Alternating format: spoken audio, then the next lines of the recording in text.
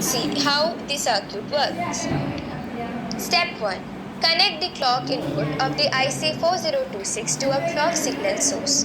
The output square wave from the 555 timer can be connected to the clock input of IC4026 to provide clock pulses for counting. The frequency of the clock determines the resolution of the stopwatch. Step 2. Connect the up or down input of the IC4026 to control the counting direction. Here we have connected our stopwatch in such a way that it counts up. Step 3. Connect the enabled input of the IC4026 to a control signal that enables or disables the counting. When enable is high, the stopwatch counts. When enable is low, counting is paused. Step 4. Connect the reset input to a reset signal.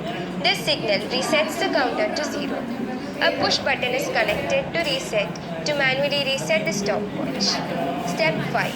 Connect the 7 segment displays to the output pins A, B, C, D, E, F and G of the IC4026. We have connected appropriate current limiting resistors to each segment. Step 6. Apply power to the circuit and start the clock signal. IC4026 will start counting based on the clock signal.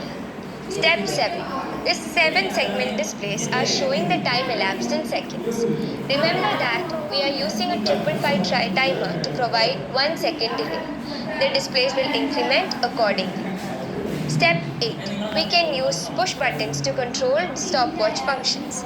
The start button enables counting and it can be paused using the same. And a reset button is used to reset the counter. So that's a basic overview of how a digital stopwatch using IC4026 operates. Thank you.